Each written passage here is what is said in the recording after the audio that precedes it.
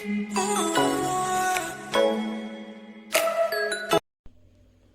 so you're welcome back to Larbi Premium Educational Consult. We are continuing with our discussion on taxes and payroll. So far, we're going to cover taxes, sales, income, and then other taxes that we discussed, property tax and others. So now in this video, we are looking at payroll accounting. How do you account for money that we pay to employees who are employers' resources? How you account for it. That's what we're going to look for in this video. So please, if you are new on this channel, kindly make sure to subscribe, like and share our videos, and recommend anything you don't understand. Let us help you on so that you can easily understand certain things. All right, so that is payroll accounting you're going to do, and these are learning outcomes. At the end of the day, we should be able to define what payroll is. As payroll defined, kind of terms under payroll, we have computation of what payroll, then summary, and solve some key questions under payroll accounting.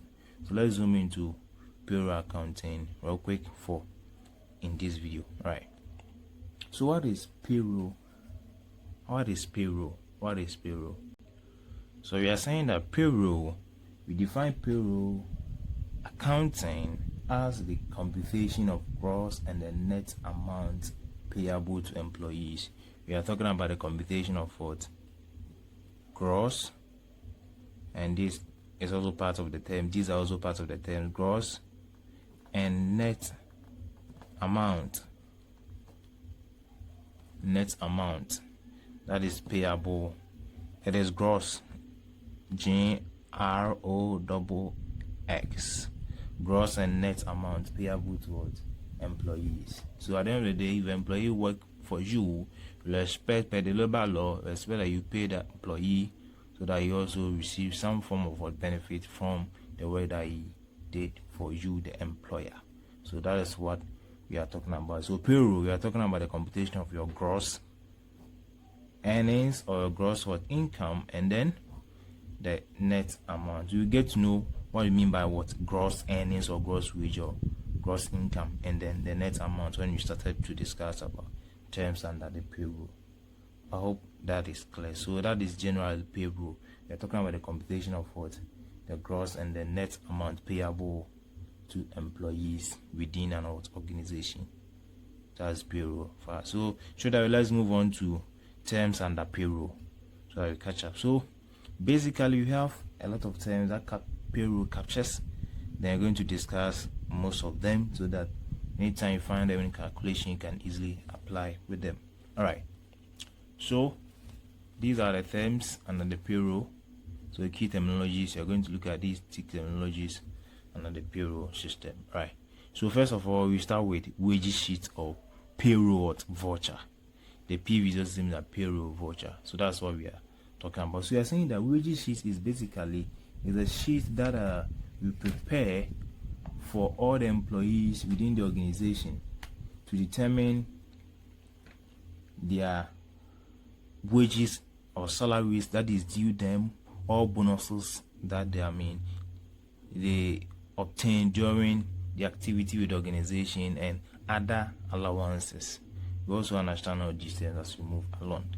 So that's the wages sheet. So it's a sheet or it's a document that provides a list of what all the staffs within the organization taking into account their salaries or wages that they receive for a particular period, bonuses, allowances, and overtime, and everything, hours they work on, and everything will be captured under what we call the wages worksheet. So it provides detailed information about the staff in terms of their wages, in terms of what their hours they spend on the work, in terms of what bonuses that they earn on the work, incentives that's run by bonuses, then allowances and other things that they receive. So this sheet gave us what all the information about that. So that is what we mean by the wages sheet or the payroll voucher. So this is the list of all employees or of a firm or organization, showing major detail relating to their wages or salary, particular their names, grade, hours they work. So that's how it's defined. That's what payroll voucher is talking about, or wages worksheet. So let's take note of that. So that is the wages sheet. So the wages sheet provide overall information about what the employees within the organization, and even to include that of their social security, as I said, the deductions, the total deduction, to know what we mean by the social security fund and other deductions that they engage on. So actually the wages sheet provides such information. We also call it what? Payroll voucher. So let's move on to the pay in slip. So if you have any question, just you know what to do, comment below. All right. So we also have what we call pay slip. Sorry, I said pay in slip, it's pay slip. So the pay slip is extracted from the wages sheet or the payroll voucher. The pay slip is extracted from what? The wages sheet or the payroll. Then what do we mean by this pay slip? We are saying that the pay slip is basically a document or a sheet that we extract for individual employees within the organization from the wages sheet. So all the information on the wages sheet, we extract individual information from the wages sheet, because the wages sheet is the total accumulation of all the employees and their details relating to their salaries, wages, deductions, and other allowances and bonus, everything. It gives a total for the employees. But the pay slip is just a single document that we extracted for each employee from the wages sheet, showing in details their wages or salary that we due them, the allowances, then deductions and other things. So we can say that the pay slip is a subset of what? The wages sheet, because we extract the pay slip for individual employees within the organization. So that is the pay slip. It's a document that we prepare out from the wages sheet to give it to individual employees within the organization, showing to account, taking into account their salaries or wages, their income, allowances or incentives, that allowance and the bonus that they derive over time, and any other thing. Then also their deductions and even the hours they work, and everything will be found also on there. So as I said, the pay slip is the subset of what, or the smaller set of what, the wages sheet or the payroll voucher. So let's take note of that. So you have done with that. Then move on to what we call the basic pay or the basic wages, or can we call it basic earnings. We are saying that the basic pay or the wages or the earnings is basically the wages that the employee earns, the wages that the employee earns as a regular income before any other incentives. We are saying that basic pay or the wages or earnings is basically the regular amount that the employee or a worker of an organization earns without or before the addition of other incentives like bonuses, wages. So it's a raw amount. So Kofi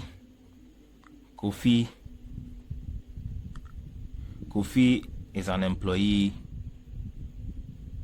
As employee in, let's say, LP organization. Then Kofi is paid on hourly basis. That's hours that we pay Kofi. And let's say at a particular period, Kofi, let's say, work for, let's say, 35 hours, and per the organization policy, the hourly rate is, say, 5 cedis. That's 5 Ghana cedis. So what is due Kofi will be 35 multiplied by the 5 Ghana cedis, because he worked for 35 hours. Then hourly rate that we pay to employees 5 cedis. So at the end of the day, the result of this is what we're going to pay to Kofi, and this is what we mean by the basic pay, because there is no other additions or other incentives that has been added to it. So this is what we mean by the basic pay or the basic wages. So let's take note of that. So there's an amount of money credited to a worker as his reward based on the normal work done, excluding other. So as I said, that's what the basic pay or wages is talking about. So we credited to the worker as a reward of his work within the organization, because they need to be rewarded for their work or the energy that they burn into the organizational activity. So that is what I mean by the basic pay or the wages. So that is that. Then let's move on to talking about allowances and overtime. So you are saying that allowances are basically a fixed amount of money that we regularly pay towards employees to caution them against any expenses that they may incur in future. That's over expenses, effect of their expenses within the organization. Get it right. Allowance is basically a fixed amount. You are saying allowance is what? A fixed amount that we pay towards employees on a regular basis. The reason why we pay the allowances to them or give it to them is to caution them about the effect of their spendings of their money that the employer gives to them as their reward. We give to them in order so that they won't run out of what they don't run out of what money or finance. So in case they want anything, at least the allowances can support them. They can actually get what they want to know. So it always provides what a caution. It cushions them about what their expenditure. So with allowances, it's like should I say it guides the employees, or it gives them what a notices of their spending. So that is basically allowances. So we give to them, it's a form of what the other incentives we give to them to motivate them so that they can work harder and still with the organization. So that's what I mean by what allowances. So the reason is to caution the effect of their expenses. So it's a fixed amount. That's what you need to take note. It's a fixed amount. All right. So then when overtime too, we are saying that overtime is basically, that's overtime premium, the amount I pay to them is the amount of money we pay to employees over and above what the normal what working. So if we are to pay overtime, let's say Kofi regular we work, let's say 35 hours, but there's the organization, assuming the organization what allows each employee to work for 30 hours and Kofi work for what 35 hours. His overtime premium will be that of the original hours the organization allows its employees to work, and the additional 5 together becomes his overtime premium. So that's why we define overtime as what the amount over and above what the basic pay that is paid to employees for working in excess of what the time allocated for the organization, the actual time or the specific time within which what the organization needs to work. And in a formal organization and every business will expect that if it runs from Monday to Friday, then that's 5 days in a week. You expect that each employee work for 40 hours, meaning that each day we expect you to work for 8 hours.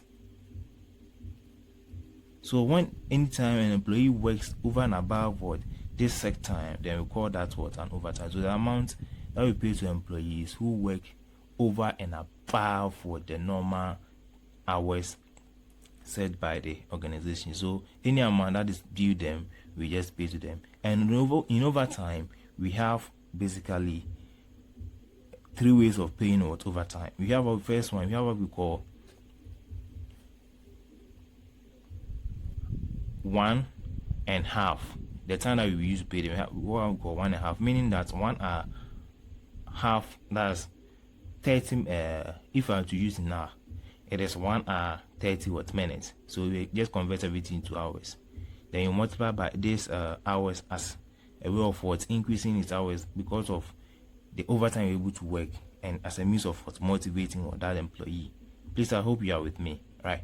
So once we give this one, or we multiply this by the amount of time that you're able to save, work above the time that we set for that employee, you multiply by that. Then so here you have been with the coefficient one, I would have multiplied by 5 as the hours that you save, because 35 minus 5, 35 minus 30 will give me 5. Then I'll multiply this by 5 Ghana cedis, and I've gotten my overtime. Okay, so we have 1.5. We also have what we call 1.25. Then we have what we call, lastly, we have double hour.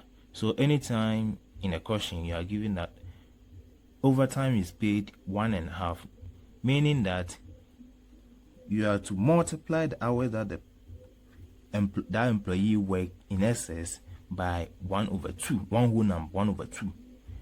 Then also multiply by the hourly rate, and that's what they wanted you. So if it is also one whole number, 1/4, same thing. If also doubled, you multiply by the hours in together with the hourly rate. All right, so that is an overtime for you. Then we come back to the gross pay or gross wage or gross what earnings. Gross earnings. They're all part of the names or things that you cannot receive in the question form. So take note of that. So you are saying that the gross pay or the gross wage is also the. So let me define from the calculations that I have explained. We'll explain from there. So you are saying that with the gross pay, I'm writing it here. Gross pay is always equal to your basic pay plus your overtime plus any allowances plus any other bonuses etc. So that's how we define what gross pay. So gross pay is basically the total what pay that we made to employees to go beyond to include other incentives that you derive aside this what basic pay or wages or what earnings. So that's how you define what gross pay. So it consists of what the basic pay or the wage of a worker and other benefits such as overtime, premium, allowances, and what bonuses, as we have defined from the equation here, this scenario. So that's what I mean by what the gross pay. So always the gross pay is the pay that we give to employees. We don't even give to employees. It is found in their wages sheets waiting for what deduction to take place. So after deducting everything, after making deductions from the gross pay, whatever is left that's given towards the employee. So as what amount of money he's going to use together with he or her, and that of what his or his family. So it depends how you're going. So we call it what the take-home pay. We'll get to that part. So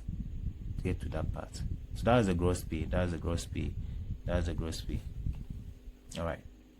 So it's a pay that is waiting for what? So I can say that in short, it's a pay that is waiting for deductions. It's a pay that is waiting for deductions. So in short, that's gross pay for you. All right. Then move on to Social Security Fund. Before we touch on Social Security Fund, I want to make some notes here with allowances. Should have given that one earlier on, but let me clarify here. Always note that allowances in general, allowances are what? Please read my lips. In general, allowances are what? Non-taxable. In general, allowances are what? You don't tax what allowance. So should in case let's say you have gotten a question, then they ask you that allowances are taxed on. That's the exceptional case. But in general, in practical sense, allowances are what? Non-taxable. You don't tax what? Allowance. So let's take note. We don't tax what? Allowances. So let's take note of that. So let's come to our Social Security Fund. We are saying that our Social Security Fund is also part of the deductions that we made against what? The gross profit. But this deduction is what? Statutory. It's law. It's mandatory that every what? Employee pay what? Social Security Fund. And currently it is what? 18.5. But they have breakdowns for the Social Security Fund. This 13.5, 5.5% is paid by what? An employee. The employee pays what? 5.5%. The employee pays what? 5.5% to the government or to the security or those who are in charge of it. Should in case when he retires, you're going to enjoy from what? That fund. Right. Then the remaining 13% is paid on behalf of the employee by what? His employer or employer. Take note. So this 18.5 here, 5%, 5.5% is paid by what? The employee himself from his what? Earnings. Then 30% of it is paid by the employer on behalf of what? The employee.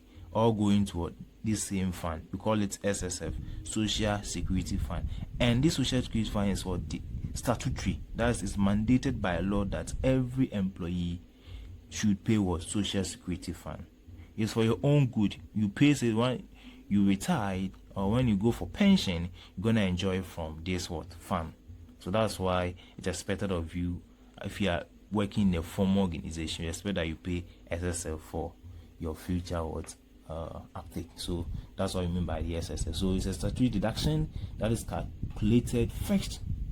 So as I make that indication, then, but when it comes to treatment of SSF, after getting your gross pay, the first deduction that is made from your gross pay is what we call the SSF, the Social Security Fund. It's a fund that we actually made.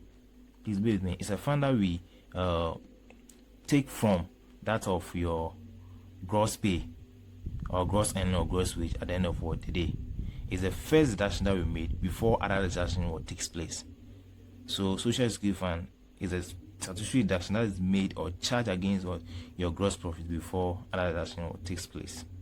But here, note this: if you have a question, then the question they are saying that there are certain things that are not taxable. Like they will say that allowances, as you know, in general, allowances are non-taxable. This allowance I'm talking about, they are non-taxable. And the question didn't actually stated, or he stated that this amount is non-taxable, meaning that for you to calculate your Social Security Fund, since the allowance is non-taxable, we can't tax allowance, meaning that you cannot apply your SSF. Always they give the SSF in percentage, so they'll give it to you in percentage form. You cannot apply the SSF percentage on the gross pay because there is an element here which is non-taxable. Okay, because once you apply on it, you are telling us that at the end of the day, the remaining amount is going to be taxed, and it shouldn't be so. So anytime you have a question of that kind, we expect that you calculate your SSF on the basic pay. Please take note. We expect that you calculate your SSF on the basic pay. If the question says that this element is non-taxable and that element is part of the computation of gross pay, we'll expect that you don't calculate your SSF on the gross pay, but rather you calculate it on on the basic pay. Please take note. Take note. Once again, I'm saying that if you have any question that says that allowances or overtime is non-taxable, you know, overtime allowances or bonuses are part of the basic pay that makes up the gross pay. And we are saying that always Social Security Fund is work on your gross pay. But the exception here is that anytime they will ask you that such element within the computation of gross pay is non-taxable, we will expect you that you don't apply that percentage on the gross pay, rather you apply it on the basic pay. But if the question doesn't make that declaration that this item or that item is non-taxable and it's part, we'll expect that you would apply it on your gross pay. But generally, allowances are non-taxable. So anytime you're having allowance in the question, you need to be cautious of it unless you make a mistake. So let's take note of that. All right. So that's so far Social Security. That's how you do it. You take it from your gross pay. If the elements in there are taxable, then you take it from there. Then the remaining one, or whatever is left after taking your Social Security. So after taking your Social Security Fund, once you work on the basic pay, if it is non-tax, the items within the computation of gross, which is like, let's say, allowance or bonus non-taxable, after working your Social Security Fund on the basic pay, you subtract that amount that you obtain from the computation of the basic pay from the gross pay. So whatever is left, what you call the taxable earnings, they are those earnings that are waiting for taxes or that are waited to be taxed. So that's what we mean by the taxable earnings. They are those earnings waiting to apply a tax on that, or waiting to be applied a tax on that amount. So that's what we mean by taxable earnings. It refers to that part of workers' gross pay or earnings that attract tax. Simple. Part of the workers' gross earnings or pay which attract tax. And that's what we mean by what. So anytime the Social Security Fund is calculated, you take it from the gross pay. And whatever is left, we call the taxable earnings. And you define taxable earnings as those earnings of that employee or a worker which is waiting for tax or which attract a tax. So let's take note of that. All right. So that is taxable earnings. Then move on to income tax. What is income tax? We are saying that income tax is basically